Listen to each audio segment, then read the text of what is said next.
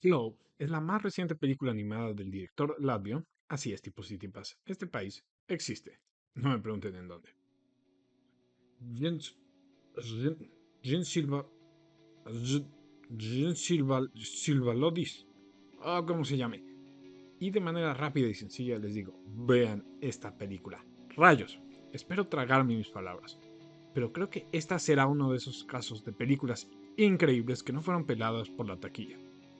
No tengo mucho que decir acerca de la crítica y trama, más allá de véanla. 100% recomendada.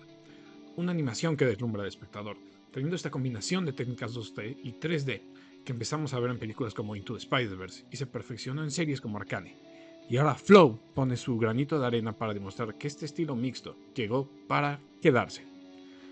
Y que así, como puede contar historias masivas, como estas dos ya mencionadas, no se limita a un espectáculo de luces estrambóticos, sino que va mucho más allá, dejándonos con una visión única.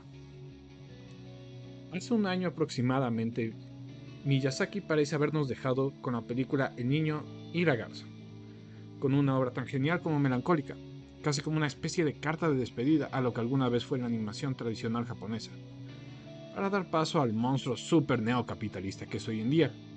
Y casi como si de Ciclos Infinitos se tratara, sale Sil Sil Silvalodis con una obra que no tiene absolutamente nada que ver con el viaje del héroe, que no tiene nada que ver absolutamente con la obra de Miyazaki, pero así como el viaje del héroe y el mito del monomito se repite en cada cultura sin aparente conexión, esta obra parece retomar un tema y un arte muy similar, con una temática para su servidor que las hermana a través del tiempo y espacio, la belleza como un escape de la realidad, que siempre será tormentosa, caótica y finalmente inmisericorde con todos nosotros. ¿De qué trata Flow? De manera superficial, trata de una inundación en un escenario montañoso, pero adentrándonos sigue la voluntad de sobrevivir de un pequeño gato negro.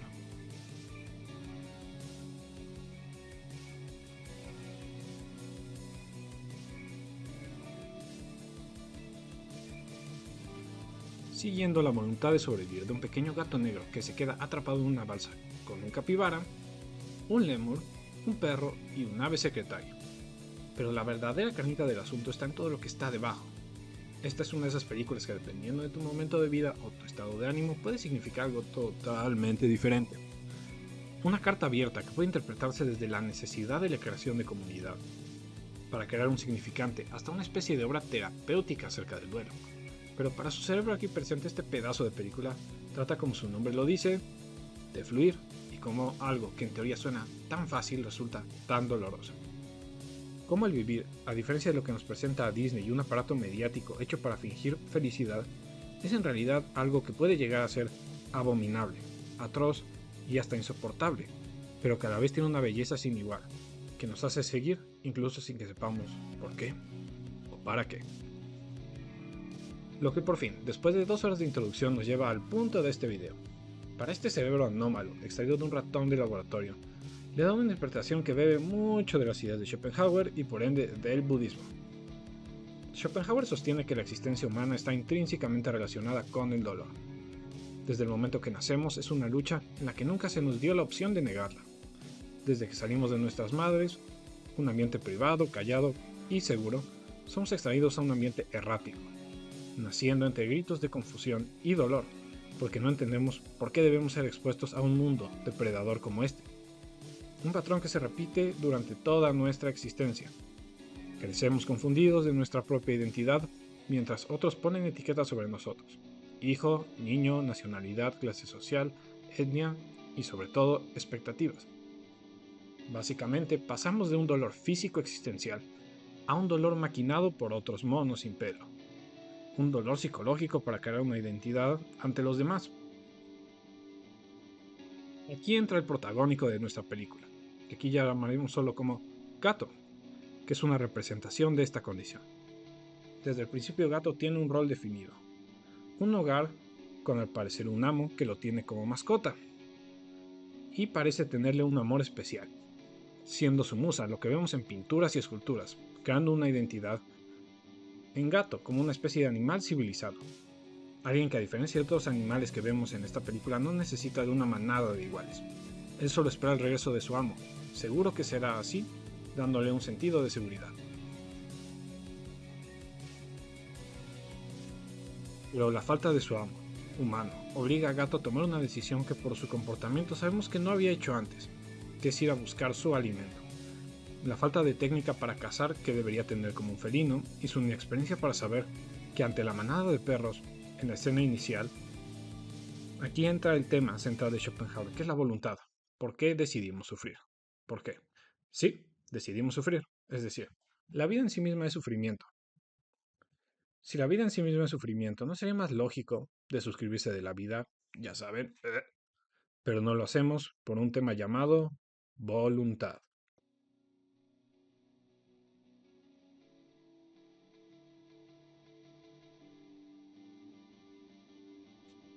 Para Schopenhauer, tomando de escritos budistas, la voluntad no es eso que dicen los coaches motivacionales de levántate a las 5 a.m. a hacer burpees o chambea más duro.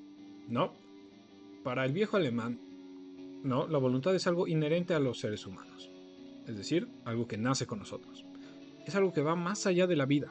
Para este filósofo con cara de pocos amigos, la voluntad se encuentra por encima del pensar o el sentir. Todas las cosas por naturaleza buscan conservarse en el tiempo, no porque lo quieran, no porque puedan racionalizarlo. Al fin y al cabo, para estas ideas nihilistas, los minerales, el aire, el agua, todo tiene voluntad y no tiene capacidad de raciocinio. En su lugar, la voluntad es una fuerza motriz, ciega, irracional y absurda, así como el río. El río fluye, porque fluye, y punto. En caso de Gato, él sale a cazar porque debe comer. Y aquí sucede el primer choque con la realidad, con el dolor inherente de existir. Gato debe correr por su vida, además de que termina sin comer. Absolutamente nada. Esto es una constante durante toda la película, que cada que tiene la capacidad de por fin meterse a la boca un maldito pescado, algo se le impide. Esto mostrando este dolor que Gato se expone, al peligro constante para sobrevivir. También lo vemos casi ahogarse múltiples veces para conseguir un poco de alimento. Lo vemos fracasar estrepitosamente hasta que en una escena hermosísima descubre que la única manera de sobrevivir es fluir, que los peces se mueven de una manera y si quiere cazarlos debe aprender, debe adaptarse y cuando por fin entiende el ritmo logra cazar. Aquí chocan las ideas exploradas, dolor y voluntad. Para aprender a cazar, Gato tuvo que sufrir. Así como todos, tuvo que exponerse a un ambiente caótico, más ilógico que racional, para encontrar sus medios de supervivencia. Lo que lo movió fue su voluntad. Como vemos, la voluntad inherente en toda causa, dolor, en los seres finitos, obligados a seguir sus designios, quieran o no. Aún así, Gato encuentra por primera vez en la película una especie de goce, si lo podemos llamar así, una autorrealización, y debajo del mar, en lo que para mí es la escena clave de esta película, encuentra una belleza sin igual, en este ciclo infinito de destrucción. La inundación se está llevando todo, y aún así, hay algo intrínsecamente bello en la hecatombe. El segundo punto que conecta este relato con el chinito, de la pancita graciosa y el viejo con cara de duende verde, es la famosa frase del filósofo moderno Bob Patiño. Oh, señor Simpson, olvida las dos nobles verdades del Buda. ¡Claro que no! Sí, así es. Una, la vida es sufrimiento. Dos, la causa del sufrimiento es el deseo. Empezando con los secundarios, el primero es perro. Sí, el alma de esta película, como el animal totémico que es, sufre un arco de redención relacionado con el deseo. Nuevamente, Perro, a diferencia de Gato, está acoplado al mundo que lo rodea, sobre todo su manada, que más por estupidez que por maldad, son la ruina de esta pequeña tripulación.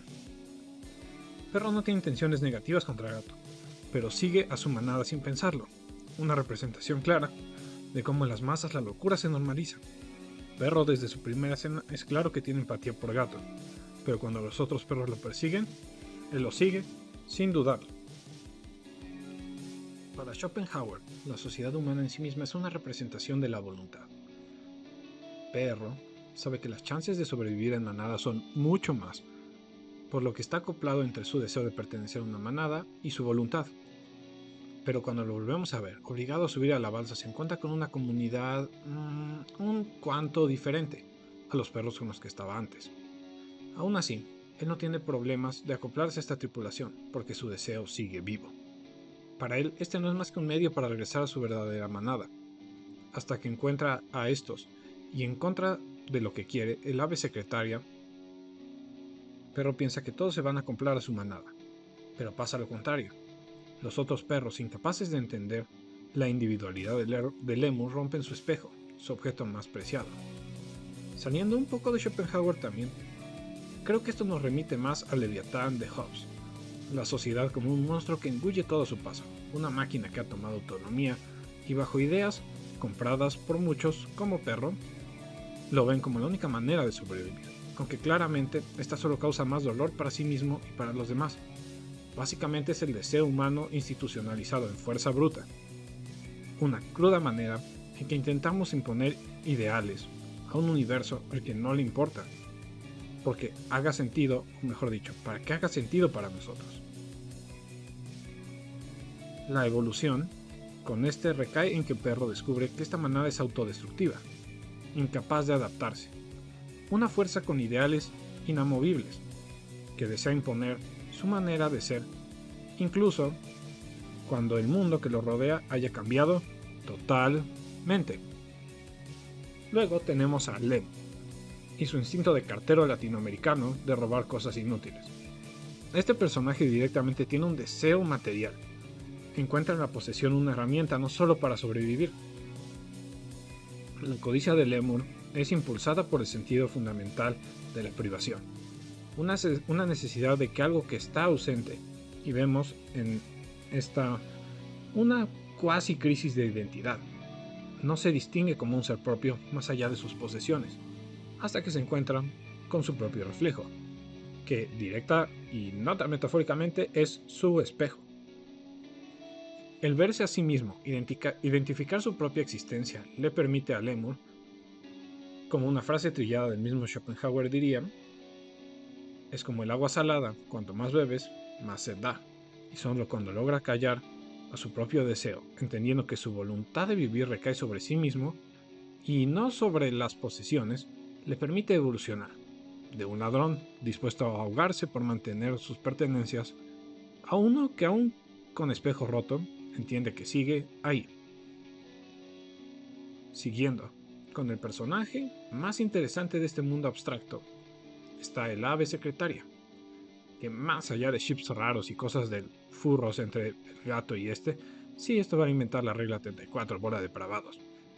Este personaje nos retoma al viejo alemán, con un pensamiento claramente colonialista. Estas aves son plasmadas como los últimos supervivientes de este mundo. Mientras los pequeños mamíferos están arrastrándose para sobrevivir en la Tierra, las aves vuelan claramente como seres superiores en las condiciones de un hundimiento, al punto que su estructura social ni siquiera ha sido dañada por el fenómeno natural. Para Schopenhauer, el mejor sistema político era la monarquía, considerando incapaz a los humanos, y bueno, aquí aves secretarias, incapaces de actuar desinteresadamente, de manera que se necesita de una imposición para crear un orden, porque de otra manera, en busca de perpetuar su propia voluntad, seguramente terminarían en una masacre por poder, por un desborde total del deseo, en todas direcciones. Y aquí vemos una sociedad claramente jerárquica, donde el más fuerte dicta sobre los demás, donde no hay lugar para los extraños. Nuestra ave en cuestión, sin embargo, muestra una empatía por otros seres, especialmente por Gato. Creo que basado en que puede ver y reflejarse en la voluntad de este por sobrevivir, al punto que desafía el orden monárquico de su sociedad, tomando el deseo menos egoísta, tal vez más humano, y puro de aceptar.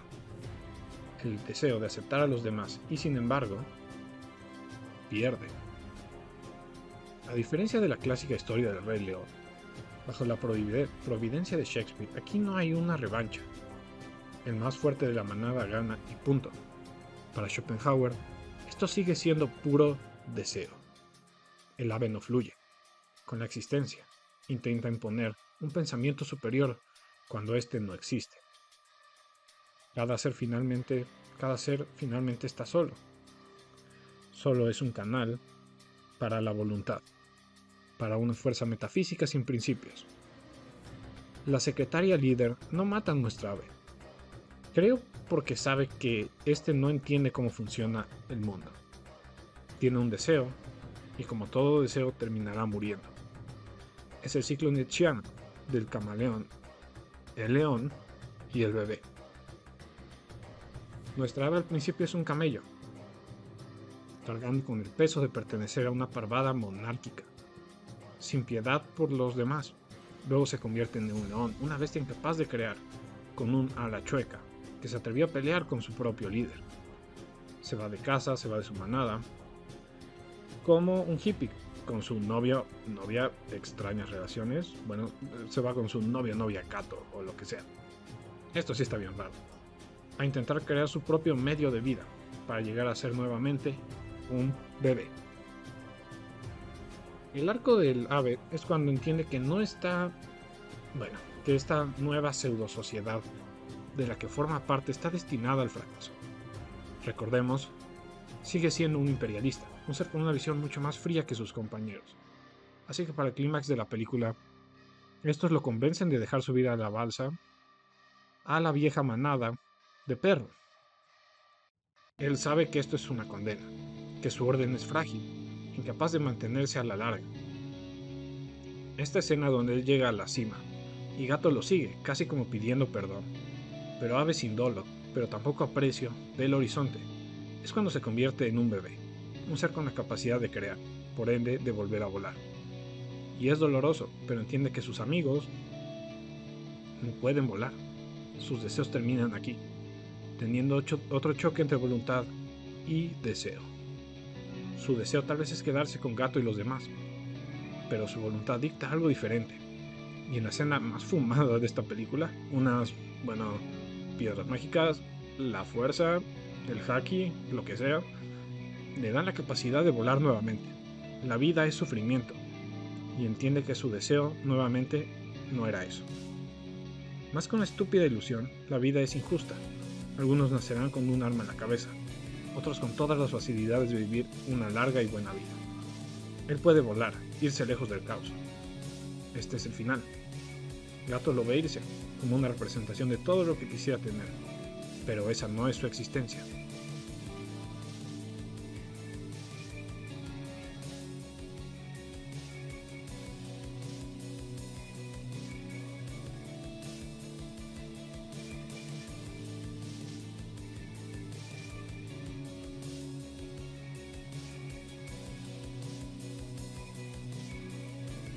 Por último, tenemos al personaje más original para una película de este tipo, el capibara. Demonios, gente, es tan adorable, véanlo dormir.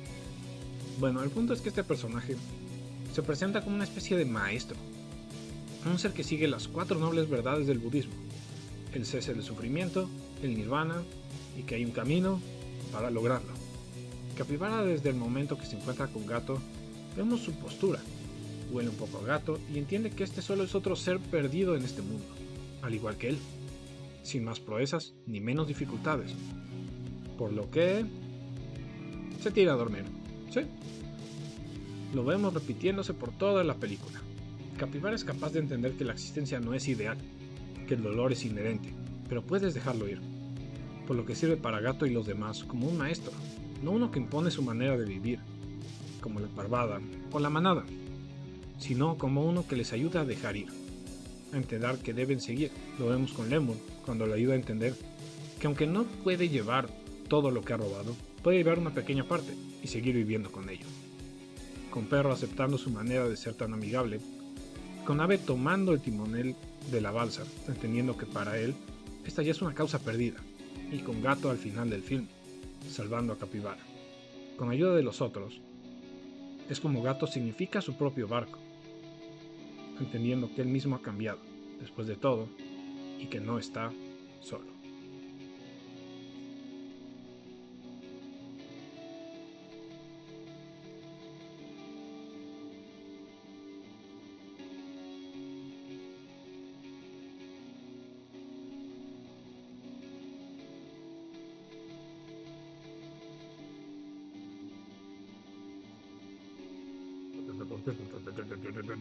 llegando al gran final de esta película, nos lleva a la iluminación, el nirvana, si lo quieres ver así.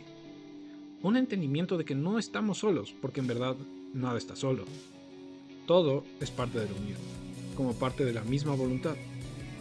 Y bajo una vista nihilista del mundo, en realidad no existe tal cosa como el yo al final del día. Y en el momento que entendemos eso, que toda nuestra existencia es casualidad, algo sin una lógica, resulta en algo inenarrable, tal vez Lovecraftiano, pero a la vez nos quita el peso como protagonistas, como actores capaces de producir cambios reales. Queda claro que somos iguales entre nosotros, iguales a las piedras, iguales al aire, y al final del día iguales a la nada. No importa qué tan trascendente creas que eres, qué tanta importancia o qué tan poca importancia creas tener. Al final tus acciones no serán más que polvo en el viento. Y con esto, Gato entiende que su viaje, aun perdiendo a su amo, su vida como la conocía, encontró una nueva familia. Y esto nos lleva de la mano a la otra gran filosofía de Oriente, el taoísmo. El Tao lo es todo, pero no todo es el Tao. El Tao está siempre cambiando. Y es todo lo que es. Todo lo que debió ser. Y que todo lo que debió cambiar, cambió. Y que no tenemos poder sobre eso. Llevándonos al gran final, que considero hace de esta película la joya, que es un mundo justo, que en un mundo justo debería ganar el Oscar. La inundación viene de nuevo. Gato lo sabe. Las señales están ahí. El mundo está a punto de cambiar de nuevo. Así que nuestro protagonista corre buscando una superficie más alta. No queda un barco al cual navegar. Y las estructuras montañosas están muy lejos. El miedo lo invade. La hecatombe viene de nuevo y... nada. No queda más que hacer. No hay un salvador final. No hay un giro de tuerca que solucione todo. Nada de Deus Ex Machina. Sin embargo, este mismo gato que al principio corrió, siguiendo una voluntad que no entendía, ahora puede silenciar el miedo, la necesidad inequívoca de la existencia y dejar ir todo. Lo bueno, lo malo, lo sublime, lo horrible. Todo sigue fluyendo, careciendo de un sentido en una escala mayor. Lo que se expresa con el único animal tipo mitológico de esta película. La gigantesca ballena, monstruo, megalodón, cosa extraña. Ya saben, no estoy muy seguro que sea esto. Digamos que es una ballena. Que al principio del filme reflejaba el miedo mismo de Gato, como un elemento tipo Lovecraftiano de algo inenarrable. Ahora yace como cualquier otro elemento muriendo ante una existencia completamente indiferente a su poder o grandilocuencia. Lo que se refleja en sus ojos. Esos ojos, ¡wow! Gato los ve y entiende que ya no es más un esclavo de la voluntad metafísica del universo. Se sienta, viendo la belleza del nivel del agua elevándose. Sus amigos también iluminados por sus propios viajes hacen lo mismo. No se trata de dejarse perder o de un pesimismo en la manera que lo conocemos. Es una aceptación de su mundo. No queda balsa o un terreno alto. Podrían seguir corriendo, esperar un milagro, pero no lo necesitan más. Para ellos, su existencia ya tuvo valor. Tuvo un viaje y tuvo un retorno. Pueden seguir la voluntad, pero no están obligados a hacerlo. Dejan ir todo.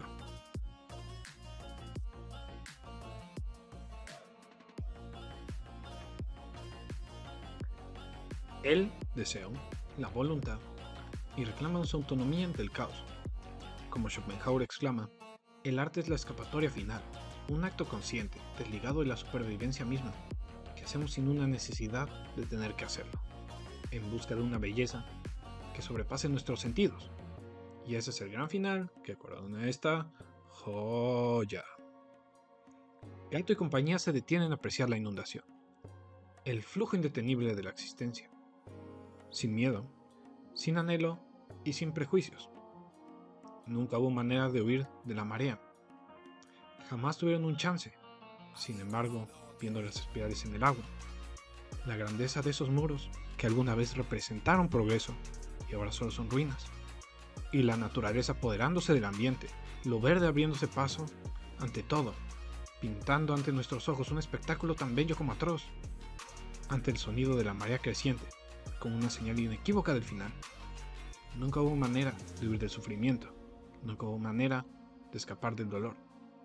Sin embargo, hubo una inevitable belleza en el dolor de existir.